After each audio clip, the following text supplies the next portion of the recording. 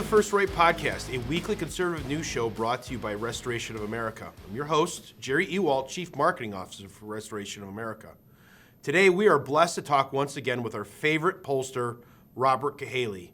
Before the 2016 election, Robert stood alone as the only pollster that predicted a Trump victory. Well, Robert, welcome again to the show. It's good to be here. Well, Robert, you are one of the best, if not the best, across the country at running and analyzing polls for the purpose of predicting the outcome of races across the country. So I want to know, with 3 weeks out, I've heard a lot about this red wave coming, and then I heard it was pulling back, and now I heard words like red tsunami is about to hit us. I don't want to get too excited, and I want to tap into your expertise. What are your thoughts of what's going to happen across the country? Well, I've always thought it was there. I never bought into this idea that it really kind of dissipated. I think that was everything runs now today on polling averages. And unfortunately, what makes up so many of the averages are polls from mass media groups and universities that are basically controlled by the left.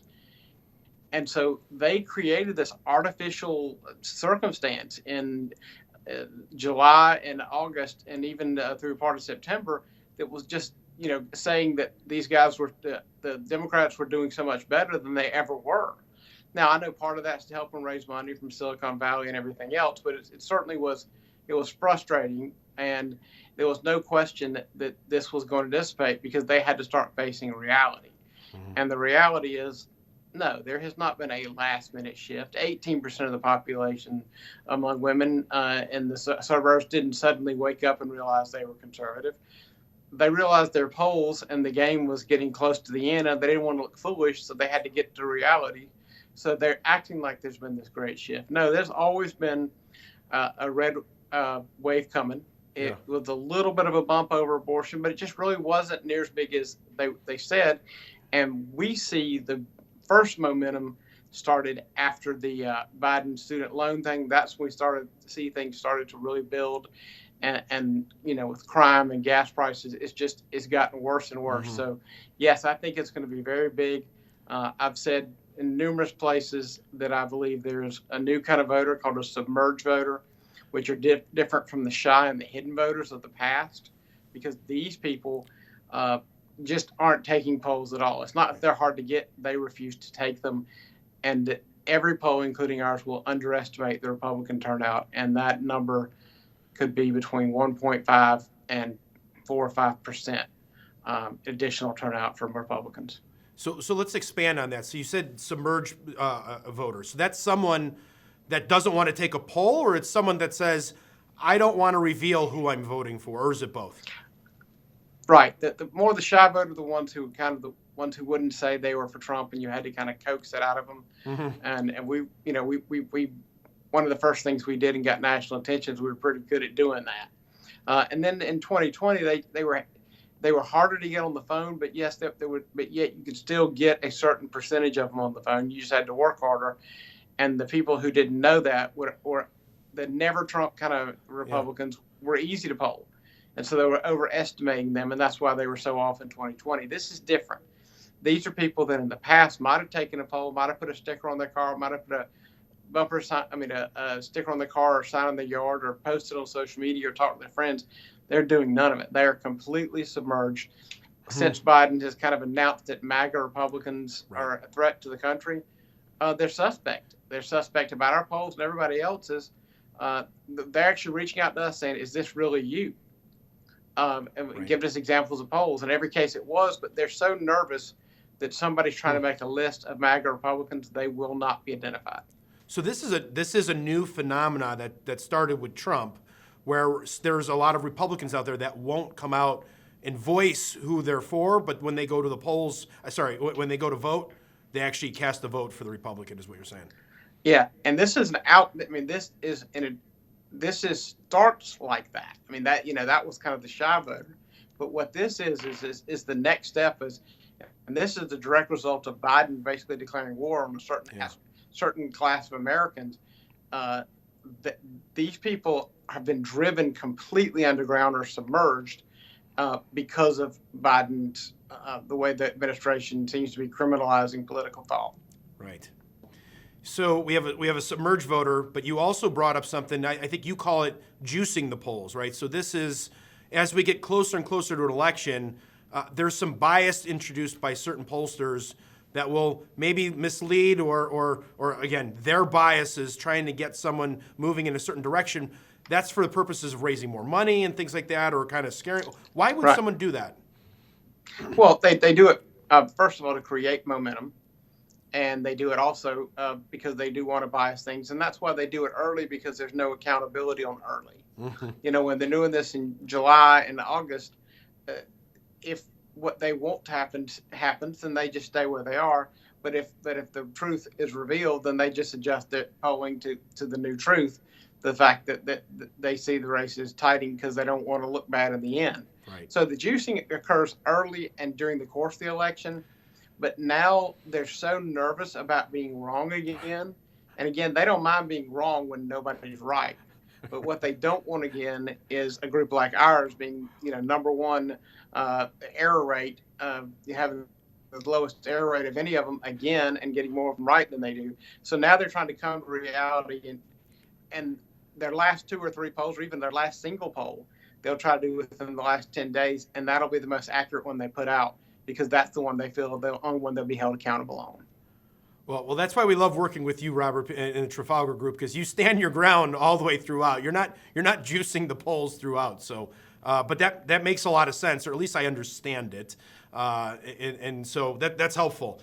So why don't we do this, Robert? I think I'd love to see you roll up your sleeves and get ready to get into some of the individual races, right? So we're hearing maybe it's likely that we're seeing a red wave coming our way, but that all happens at the individual level. So I'd love to look at some of the Senate races, and I'll go one by one for you. Of course. I'd love to hear what you have to say for each of them. And we'll start with your home state of Georgia, where we have an intense battle between Herschel Walker and Raphael Warnock. So give us your thoughts on that. What does Herschel need to do to pull that one out? Well, what Herschel needs to do is what Herschel's been doing, and he did so effectively during the debate. And he needs to remember that this is about Joe Biden. This is about, do you want to continue the Biden agenda, or do you want to stop it? One of the things we learned early on, and this will apply to all the Senate races, one of the first things we polled early on was, if you had to choose between a Senate candidate you did not like personally, who would oppose the Biden agenda, and a Senate candidate that you did like personally, who would support the Biden agenda, which one would you pick? And in every one of these swing states, they'll vote for somebody they don't like who'll oppose Biden. So Herschel apparently has done a great job with that. So look at it this way. Here's the way I put it. After the worst 2 weeks of his campaign, 3 polls in a row showed him down no more than 3 points. We showed him down 2. Emerson showed him down 2. And since that, he's had a great debate performance, and a poll that came out yesterday or the day before that shows the race dead even. I expect when we go back there, we'll see the same thing, if not Herschel advantage. He has weathered the most difficult storm. Right. And by my count, he said the word Biden 37 times in his debate. Everyone expected him to get blown away. And even those who support Warnock do not argue that he won that debate. People know that Herschel won it. So I love that with you guys, what you guys do as well. You not only tell us like who's in the lead, but also tell us like what resonates most with the American people. And what I heard you just say is that anyone who's against Biden is going to resonate very well and very strongly with the American people. And Herschel's done a nice job of reemphasizing that, even when he's gotten his greatest attack, which was recent. He's surviving that, and not only surviving it, but coming out ahead, in your opinion. And not to mention that you cannot believe the Atlanta media. It is shameless. Yeah. All the stuff with Warnock being a slumlord and all the proof, not a word. Didn't even go to the press conference. Yeah. Some allegation with no proof that of Herschel, it's on the front page. This is literally the most shameless local media I've ever seen. Yeah. But there's nothing new about that. The Atlanta Journal-Constitution has just literally been a problem for years. Ask Richard Jewell. Sorry, you can't ask him anymore. He died after being vilified. He didn't get to live to see the Clint Eastwood movie that made him look great. Well, Georgia's had a problem for a while, right? He got CNN as the headquarters there in Atlanta, so it's not a surprise, right? That's right. All right, let's move on to Pennsylvania. That one is a head scratcher for me, and I would love your opinion on this Oz Fetterman race because it doesn't even seem like it should even be a contest. But I'd love to hear your thoughts. Well, one of the things we've learned in Pennsylvania is the efforts that Biden and his group have been making to kind of win over seniors, whether it's just giving them their due COLA increase, or whether it's been the stuff in quote unquote Inflation Reduction Act that helped them with prescription drugs. They've been going after seniors, and seniors are most likely to be sitting there watching TV all day, taking in all the messaging. And so seniors are tough in this state. It's a particularly hard one. But Oz's strength is among those people with that have kids. And if the first thing we figured out early on is if the people with kids turn out in anywhere near the numbers they did in Virginia, Fetterman is in real trouble. Mm-hmm. But what we've seen in the most recent polling that we've done is we've seen it within a point and a half. I have heard that some new polling will be coming out in the next day that may make it even closer than that. Mm-hmm. And then I know we're about to go back in the field in Pennsylvania. I think we've been talking about kind of this submerged vote that I think is going to show up. I would say this race isn't any other. If you're within a point or two of a Democrat and you're a Republican, you look pretty good for election day. But I've seen every time we look at it, Oz is on the move. The more people learn about Fetterman, the farther he falls. And, Fetterman went untouchable for about 3 months after he was in the hospital. No one laid off of Oz. So it's just now become a fair fight. And in a fair fight, Fetterman continues to fade. Yeah. So the more that Fetterman shows up on TV or debates or speaks, the worse it is for him, is what you're saying. For obvious reasons. No question. Yeah. Okay. All right. Well, that was a head scratcher, but I think the way you explain it makes a lot of sense. But it's good to see that might be shifting towards the end here, which is great. Let's go to Nevada, where we have Adam Laxalt and Cortez Masto. Is that one pretty much locked up for Laxalt, or is that closer than we think? Well, we show it higher than most, but I will also tell people I'm very hesitant to one. There are only a few states that we've had consistently some problems. I think I now understand what's going on in Nevada, and so I would say our numbers show Laxalt at 4. Anything above 2 points, I believe, means that somebody's probably going to win Nevada. But I think you've got to win Nevada by a little more than 2 points to win Nevada. But we show Laxalt there. There are some other polls that show it closer. But I think most people will concede that this is one of those races where the Republicans most likely pick up lies. And I would agree with that. I think Laxalt has an excellent chance of winning this race. Yeah. You don't think there's a submerged voter issue in Nevada like there would be in Pennsylvania, but you feel strongly about No, I think there's submerged voters all over the country. Everywhere. But I'm saying Laxalt, I mean, historically in Nevada, there are a lot of voters that submerged in a different way who seem to still vote. So definitely would like to see that him. I think that the only way somebody can feel comfortable about that one is if you had a definite lead of over 2%, I would say there, and I see him at that. So I think that's he's right a there. likely pickup. Okay, awesome. Let's go to Wisconsin. Ron Johnson and Mandela Barnes. Wow, this one started tough because Ron Johnson's just literally just not one of the most popular U.S. senators, but man, oh man, the more people learn about Mandela Barnes, the better Ron Johnson's been looking. And it's amazing when you think about what Wisconsin has been through. Yeah. And they have been through a lot. Whether it's Kenosha, whether it's Rittenhouse trial, whether it's the guy doing the running the car into the Christmas in Waukesha. parade. It was a Yeah, Waukesha. I mean, it's all been crazy. And so you have and I think that guy was out on some kind of parole or something. Yeah. And so when you have a guy like Mandela Barnes, whose record is so soft on crime, and 2022, I mean, like, that is a perfect storm for even Ron Johnson to look like a star.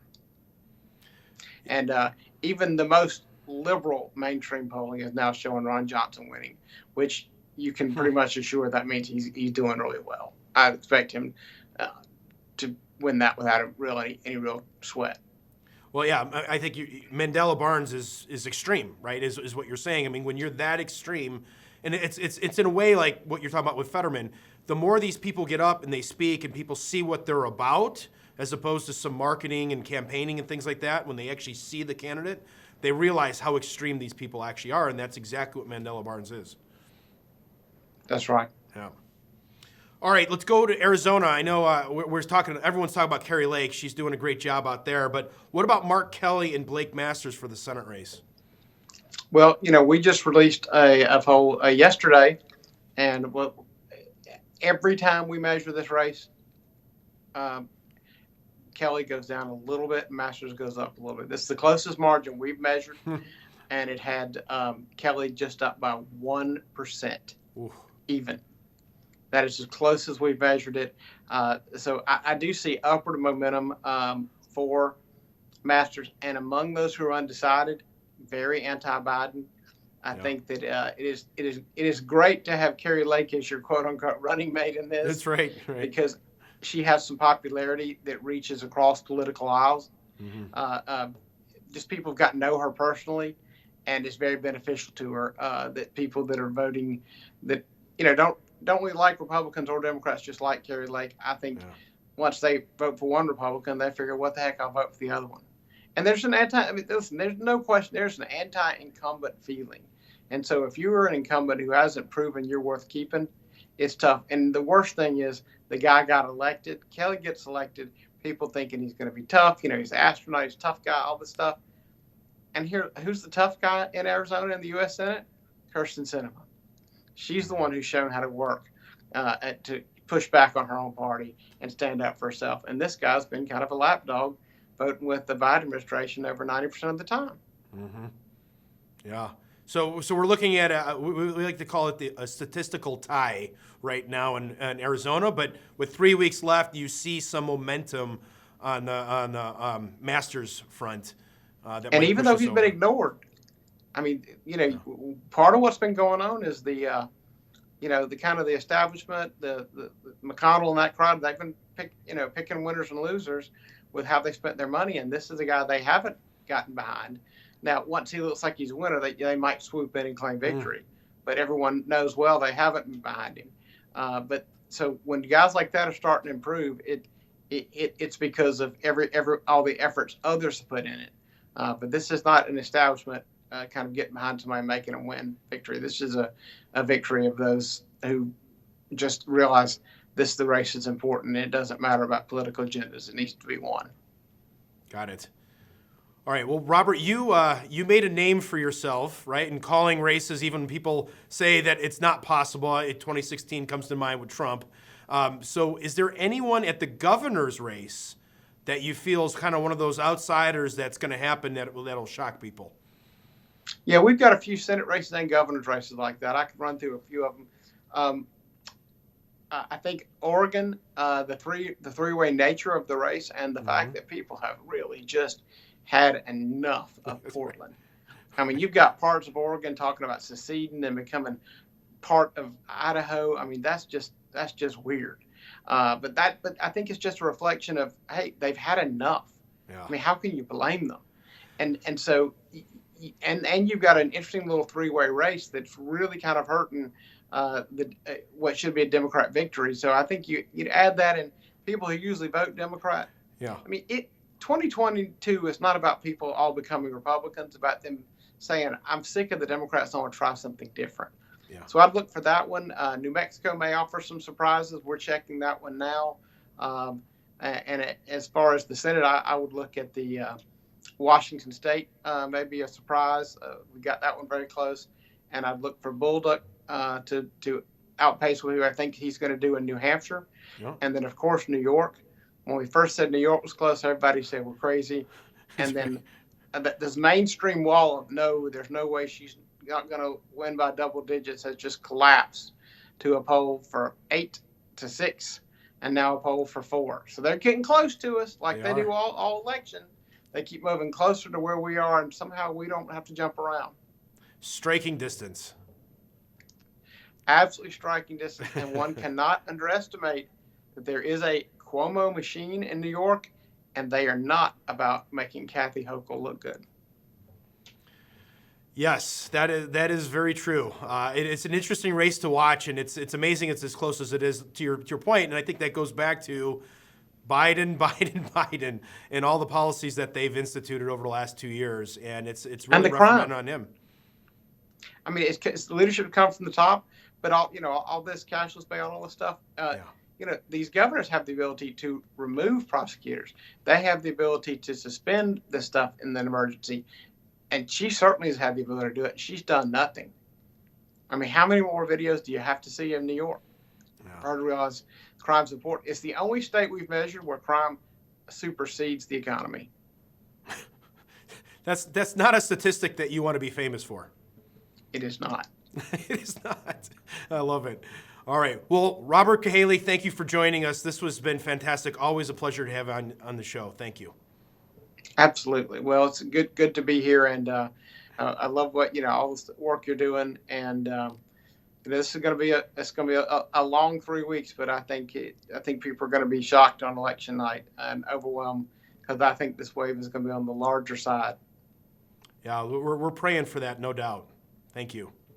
Well, all right, that's our show for today. Thank you so much for tuning in and supporting conservative media. Don't ever forget that by working together and staying diligent, we conservatives can bring our country back to true greatness. Until next week, let's all keep praying that God will continue to bless America. First Right, a new kind of news summary without the liberal slant. Every morning, in your inbox, always free. Subscribe by texting First Right to 30161. That's First Right, all caps, one word, to 30161.